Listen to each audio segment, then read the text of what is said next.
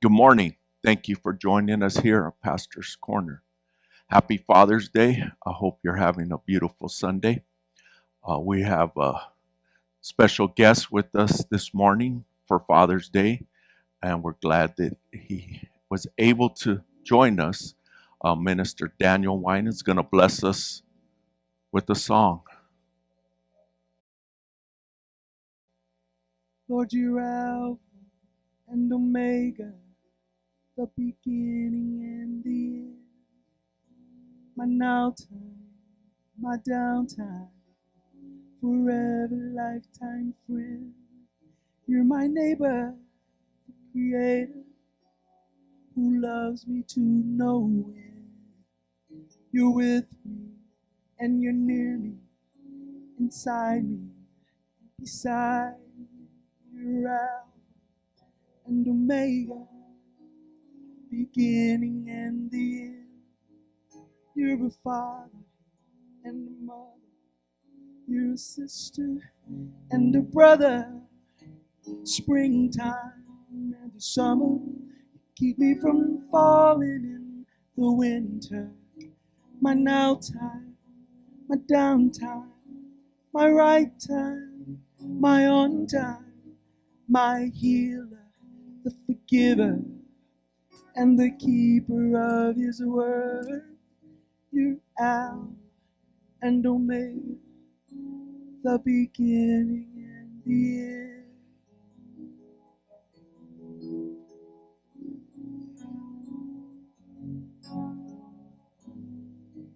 You're Alpha and Omega, my beginning and the end. Amen. He's Alpha and Omega. In Hebrew, it says Aleph to Tav, meaning he covers the whole package, the Lord God. We thank Minister Winans for blessing us today on this Father's Day. We thank God for all the fathers that are with us. We want to thank God for the fathers that are no longer with us and the blessings they put upon our lives. We're going to be in 2 Samuel. 2 Samuel, I want to cover a portion here, chapter 11, starting with the 6th verse. 2 Samuel 11, starting with the 6th verse. It's 6th verse. It's a little lengthy. If you could just stay with me a minute. And David sent Joab, saying, "Send me Uriah the Hittite." And Joab sent Uriah to David. And when Uriah was coming to him, David demanded of him how Joab did, and how the people did, and how the war prospered. And David said to Uriah, "Go down to thy house and wash thy feet." And Uriah departed out of the king's house. And there followed him a mess of meat from the king. But Uriah slept at the door of the king's house with all the servants of his lord, and went not down to his house. He didn't go. And when they had told David, saying, "Uriah went not down into his house," David said to Uriah, "Camest thou not from thy journey? Why then didst thou not go down into thy house?" And Uriah said unto David, "The ark and Israel and Judah abide in tents, and my lord Joab and thy servants of my lord are encamped in the open fields. Shall I then go into my house to eat and to drink and to lie with my wife?" Question. As thou livest, and as thy soul liveth, I will not do this thing. And David said to Uriah, "Tarry here today also and tomorrow, and I will let thee depart." So Uriah abode in Jerusalem that day and the morrow. And when David had called him, he did eat and drink before him, and he made him drunk. And at even he went out to lie on his bed with the servants of his Lord, but went not down to his house. Uriah didn't go home. I want to touch something that I picked out of here, that there's this belief, which is not a truth. It's a fallacy, another fallacy, that a man is incapable of being faithful and a man is incapable of being loyal. You'll hear people say that. And when somebody makes that statement, they're speaking their truth. So a lot of times men will say, all men are like this. You'll hear this statement. But what that means when a man says that, he's referring to himself. That when a man says that it's impossible for a man to be loyal and it's impossible for a man to be faithful, he is speaking about himself. He is speaking a truth about himself, saying it's impossible for him to be loyal, for him to be faithful. But it's not a truth. It's not a truth.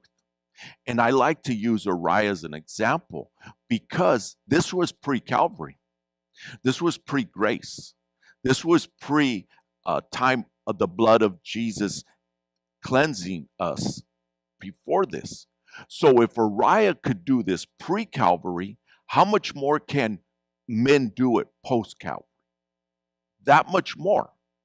So if Uriah could do it, and I pick Uriah because we know that Jesus was nothing but faithful and loyal.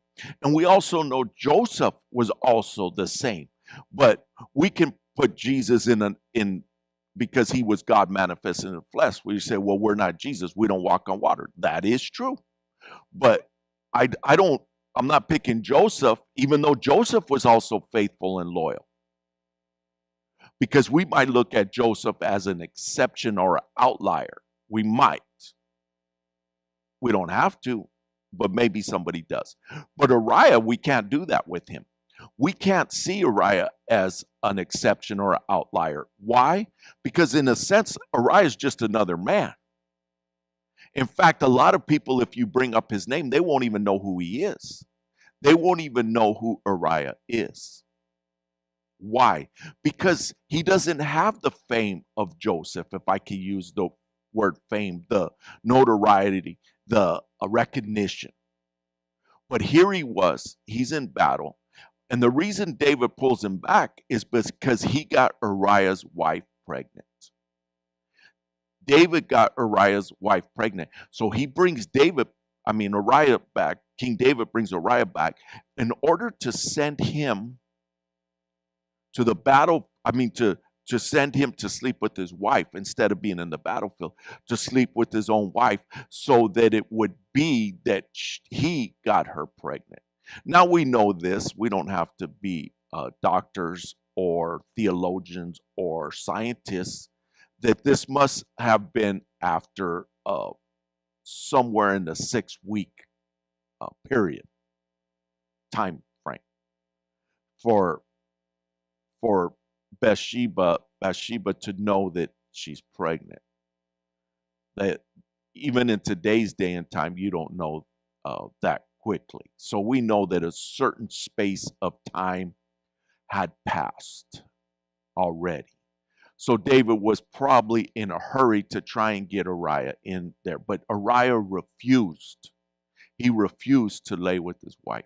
And then King David took another step and got him drunk, figuring if he got drunk, then he's going to go lay with his wife. Even in his drunken state, he still didn't do it. He still said, I will do it. I'm going to stay with the servants. I'm not going home. He goes, I cannot do this. It would be improper for me to do that while my fellow soldiers are at war and in battle. Now, this right here, what I'm going to say next, we don't know. Maybe Uriah was onto this too. Maybe. We don't know that. But even if he was onto it or not, it doesn't matter because he showed that he would be faithful.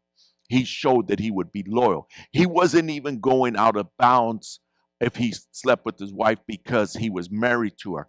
But yet he abstained from it because he was a faithful man. He was a loyal man. So King David had to come up with another idea.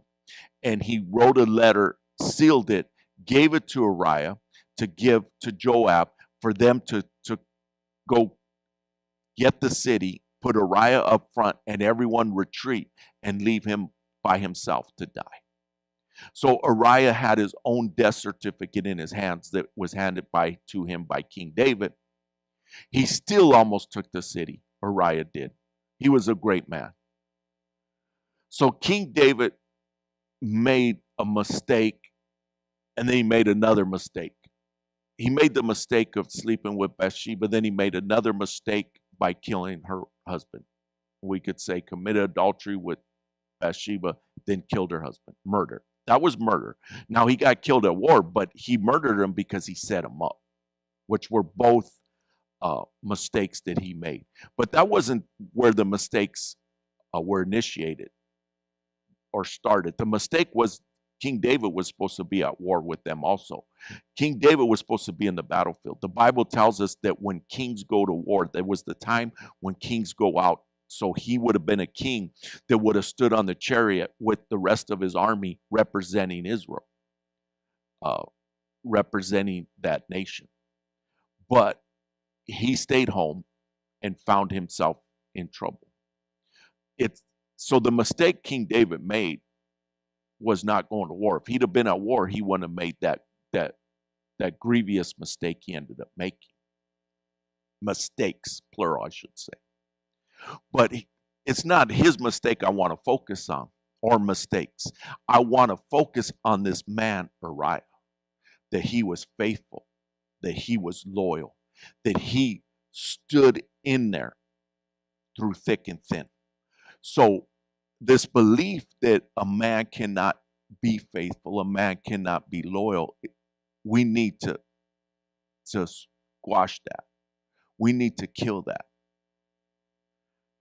Just as much as thousands of years ago, just as much as 100 years ago, just as much as ever, there's a need for faithful men. There's a need for loyal men.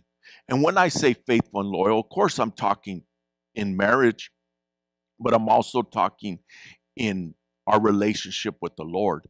But I'm also talking with one another. Somebody that's loyal. Somebody that's faithful. Somebody that you know they're not going to do you wrong. Not that how they treat you face to face, but how do they treat you when you're not present, when you're not in the room? Somebody that you just know they're going to be there with you. They're in one way or another. Maybe not physically be there because we can't be with everybody all the time. We can't do that. That's physically impossible. But we can be behind each other from a distance also. We can back each other through prayer. We can celebrate each other's victories, and we can mourn with one another in losses. But being faithful, being loyal. And that's what Uriah was. Uriah was a better friend to David than David was to him. David wasn't a real friend to Uriah. Uriah was a real friend to him, though. Uriah was a real friend to his fellow soldiers. And then his fellow soldiers had to take orders to kill them. I imagine some of those men were devastated. I have to imagine, again, the Bible doesn't tell us this, but I have to imagine why. Because the type of man Uriah shows himself to be, there had to be some other men that really respected this man and called him a friend, called him faithful, called him loyal. Unfortunately, how many of these men exist today? And I'm not talking about somebody that may be famous that we know, but they don't know who we are. We don't have a personal relationship with them. Now, I'm not talking about that. I'm talking about people in our own lives that we know on a personal basis, that you could say, this is my friend. This is someone that's faithful. This is someone that's loyal. When you get put in between a rock and a hard place, when you know that you have to go to battle in an area, and you would say, okay, who am I gonna reach out to? Who am I gonna reach out to back me up here? Who am I gonna reach out to to ask them to pray for me, ask them if they have any words of wisdom for me, to ask them maybe to say, I have to go on this trip to take care of some business. Can you make sure my family's good while I'm gone? Can you check on my family? Can you reach out to my sons and see if they need anything? A person like that in your life, a person that you just know that you can trust them. You can trust them literally with the keys to your house. You can trust them with access to your garage. You can trust them going into your office. Maybe you can trust them so much they have the combination to your safe. You say, here's the combination to my safe. I had somebody tell me one time, they said, I need to tell you something. I said, okay. They said, if anything ever happens to me, here's where I keep my cash. If anything ever happens to me, here's where my cash, my extra cash. I know in today's day and time is not as common, but probably some uh, people in older age, when I say older age, that's in the other generations, not these younger generations, that they keep cash because cash is always a thing that that we can use at times. Anyways, they said, here's where, if anything was to ever happen to me, this is where it's at, so that you know how to access it. When they told me that, I knew what it meant. I knew it was a compliment. That they knew I'm not going to go in there and try and get it. They knew I wasn't going to tell anybody else where it's at, or even tell them we had this conversation. I'm sharing it now. This is some years later. But I knew what that meant. And I've had other men tell me similar things in life. And I look at it and say, okay, that's a form of trust. I've had numerous men say, I would trust you with my bank account. I would allow you to have access to my bank account. And again, we all know what that looks like. We know that that is something that we have to honor and respect. For myself, there's numerous people in my life that I trust to have access to everything of mine. They and when I say everything, I'm not just talking where to find what, but even my passwords to everything, my passwords to my phone, my device, my different my email, everything. And there's numerous people in my life that have that, and I trust them. I trust them uh, because that's the relationship we have. You say, what about my wife? Well, my wife could, but that's not her thing. She's not one to be going in and wanting to do all that. If need be, she can ask one of them if she needed to, but that's not even an issue. We don't have to be secretive or hide anything, but if need be, that she could have access, and she knows where certain things are that have value. And again, she's not one to be getting into things, and I do have a few safes, but she would probably ask one of my children to get in there if need be. And that has happened at times where I've been gone and there was a need, and I'm like, okay, go to this safe and do this, and that, and that has happened. But to have a friend like that, a friend that you could say, okay, go into this place, go into this room, go in and make this step, do this, and that.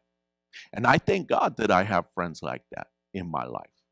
Yes, I've talked about my family, yes, but I have friends that not only could I trust like that, that I trust them. I trust them in many ways. And what matters to me is not the proof of not doing me wrong financially, But how do they treat me when I'm not around? How do they treat my children? How do they treat my wife? Because that tells me a lot. That tells me a lot. How does somebody treat my children? How do they treat my wife? That tells me a lot. Now, it doesn't mean you may like everything about everyone, no. But a friend should respect another friend's wife. And I'm talking about men, but he should also look out for that friend's children. And this tells me a lot, and I think all of you can look at him. If somebody will treat your children in a way they would never treat their own children, what I mean in a negative way. I don't mean like, okay, they buy their child a car, they need to buy your child a car. No, but they would never speak down to their child, speak to them a certain way, but they'll speak to your child that way. To me, it's like this. No, you would never do that to your child. Don't do that to my child. Don't treat my child in a way you would never allow your child to be treated. Why? Because this is loyalty. This is respect. To me, the only way I am correcting someone's child is because it is a flashing red light hazards. It's like there's something has to be said. That's a friend. It's like, hey, you need to watch yourself. You're going down the wrong path here. You need to pump your brakes here. Watch out, because that's different. But when their child's doing something and they don't say anything, but another child's doing the exact same thing, but they're correcting the other child, and you watch that happen.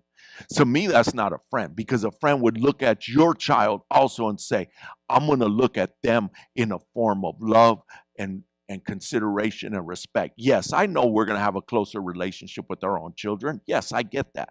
But it doesn't mean we should mistreat our own friend's child. I'm letting you chew on that. Because I'm talking about loyalty. I'm talking about faithfulness. I'm talking the ability to get someone, as we know how it's said, back, to get their back. I know people say, well, my circle's small and this and that. Well, we can all say our circle's small in some ways. Well, how about a big circle? How about a big circle of friends? How about an army of friends? Because that's like an unheard of thing now. Well, for me, I know I have an army of friends in different places in different ways that a lot of people don't know.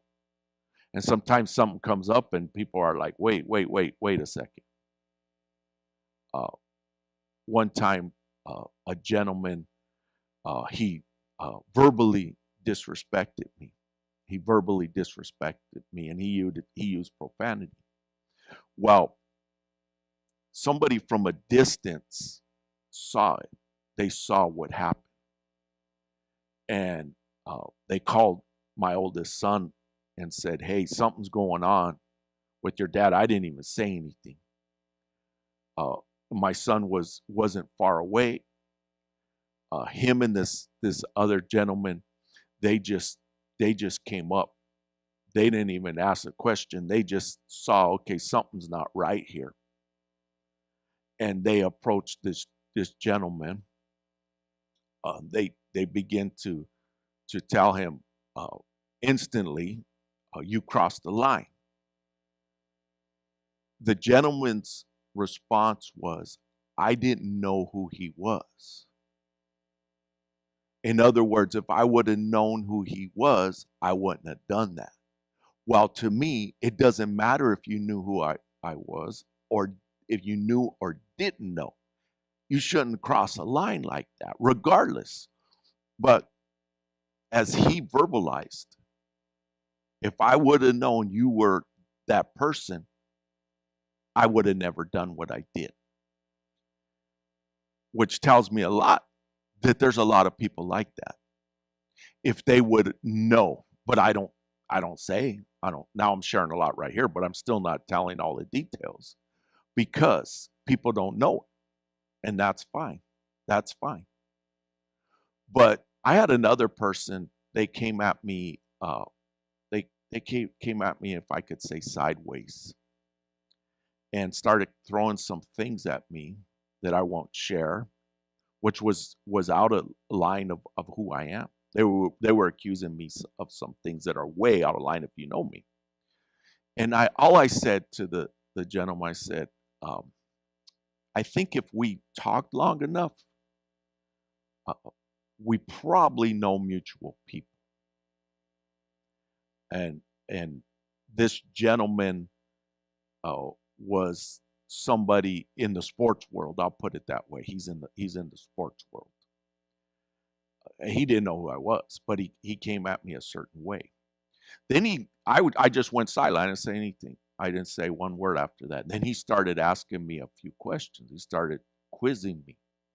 And it wasn't long before he realized it's like, oh, okay, it wasn't, he was able to determine that not only did he misread me, it turns out that people connected to him I also knew.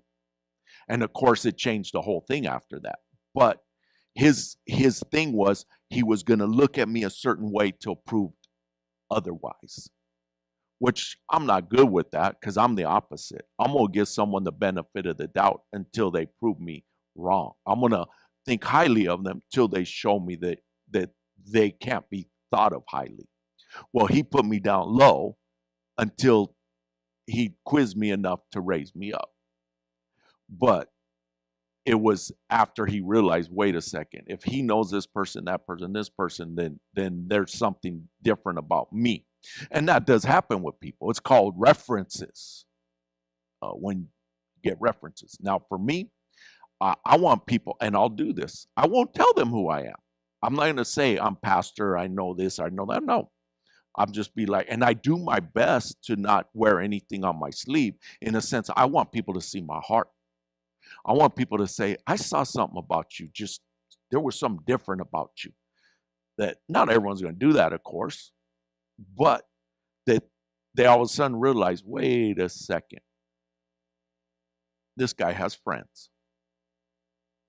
I'll give you this last one before I close up. But men are strange and funny this way. If a man's by himself, they treat him differently. Men treat him differently. And it could be out in public, it could be in a non-church environment, and it could be in church also. People treat a man that is walking by himself or looks like he's by himself differently than a man that shows up with another man or with two other men or three other men, and there's four of them now, or there's five of them walking in a room. A man that walks in a room with four other people, there's five of them, is treated differently than a man that walks by himself. Now, here's me. I'll appear to be walking by myself a lot of times, and I come across that way. But what people won't know is that's not the truth. There's a lot of men behind me, a lot of friends. And in the spiritual realm, I thank God for what he supports me with it in the name of the Lord. I thank God for his protection.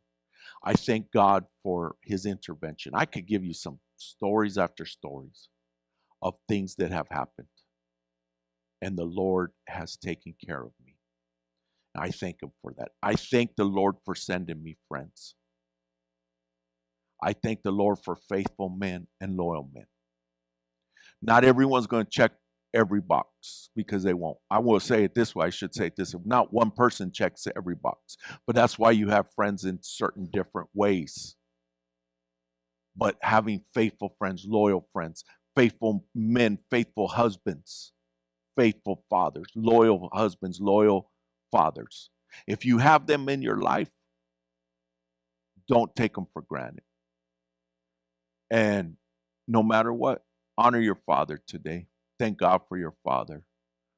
If your father's not here, this is my first Father's Day without my father, but I still honor him. I will honor my father for eternity. That's just what's going to happen. Yes, for eternity, I will honor my father. I thank God for my father, my first Father's Day ever without having a father. but I thank God for the time he gave me. I thank God for my Heavenly Father.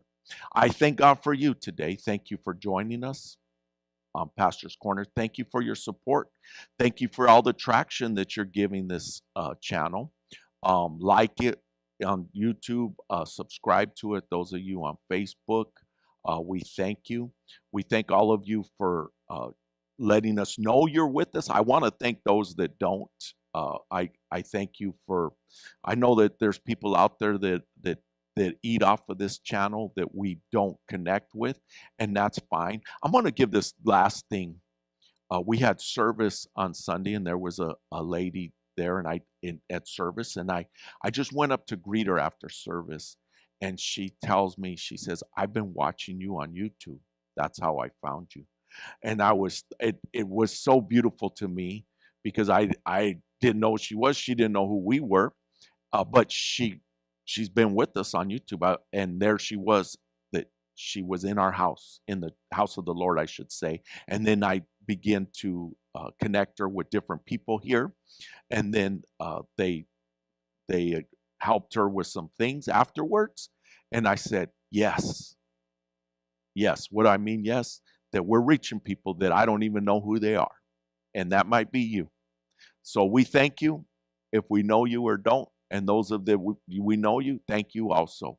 If you'd like to bless us financially, you could text 77977 New Creation, AZ New Creation, AZ 77977. We will be back here at 12 o'clock to honor the fathers. We're going to have a special Father's Day service, and you're welcome to join us, 1363 South Vineyard in Mesa, Arizona, 85210. God bless you, and happy Father's Day.